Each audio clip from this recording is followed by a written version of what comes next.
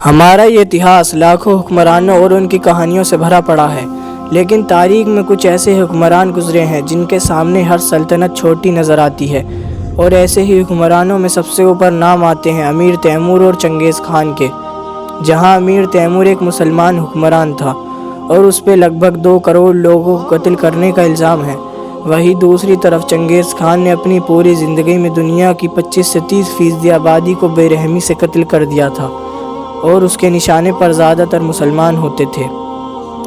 لیکن کیا آپ نے کبھی سوچا ہے، انسانی تاریخ کے 2 یودھا ایک دور میں ہوئے ہوتے تو کیا ہوتا دنیا کا اتہاس؟ کون جیتتا ان دونوں میں سے؟ اور کیا امیر تیمور اتنا طاقتور تھا کہ چنگیز خان کی فوج کو شکست دے سکے؟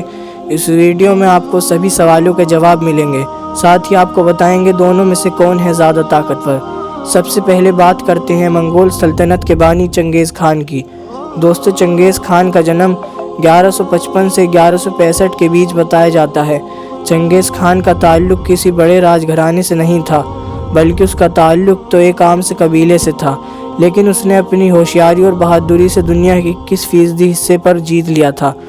اتہاس کار بتاتے ہیں چنگیز خان کا تعلق کسی دھرم یا فرقے سے نہیں تھا، اور نہ ہی اس کی کسی دھرم سے ذاتی دشمنی تھی، بلکہ اس کا مقصد تو اپنی سلطنت کو بڑا کرنا تھا، اور اس کے مقصد کے راستے میں جو بھی آیا اس نے اسے بڑی بے رحمی سے قتل کر دیا۔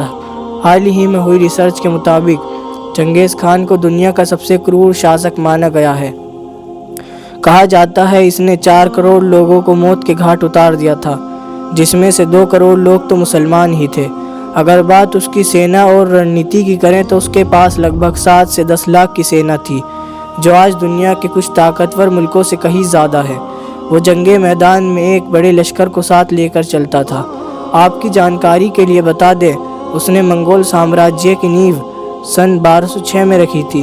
اس وقت اس کی عمر 40 سال بتائی جاتی ہے۔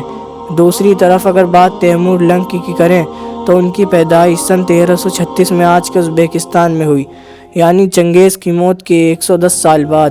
کہا جاتا ہے اس کی کہانی بھی بالکل چنگیز خان کی طرح تھی۔ ایک معمولی سے پریوار میں پیدا ہوا اور اس نے ایک ایسی سلطنت کی نیو رکھی جس کا ایک سرا بھارت کے دلی سے لے کر دوسرا سرا عثمانی سلطنت سے ملتا تھا۔ تیمور نے اپنی زندگی میں بہت سی جنگیں لڑیں، لیکن سب سے بڑی جنگ اس کی سلطنت عثمانیہ کے اس دور کے سلطان بایزید کے ساتھ رہی، جو سن 1402 میں ہوئی، جسے ہم انگارا کی جنگ کے نام سے جانتے ہیں۔ اس جنگ کو امیر تیمور نے اپنے دماغ سے اس وقت کی سپر پاور عثمانی سلطنت کو بھی ہرایا۔ وہ جس بھی جنگ میں جاتا پوری فوج کو سب سے آگے رہ کر لیڈ کرتا تھا۔ تاریخ دانوں کے مطابق اس کے پاس 6 سے 7 لاکھ فوج تھی۔ کہا جاتا ہے امیر تیمور نے اپنی زندگی میں ایک بھی جنگ نہیں ہاری۔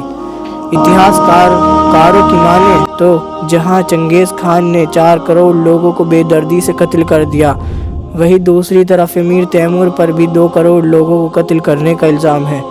ایسے میں اگر دونوں ایک ٹائم میں ہوتے تو اس کے صرف 2 نتیجے ہوتے، یا تو چنگیز خان تیمور پر بھاری پڑتا، یا پھر امیر تیمور چنگیز خان کو قتل کر کے کروڑوں مسلمانوں کو قتل ہونے سے بچا لیتا۔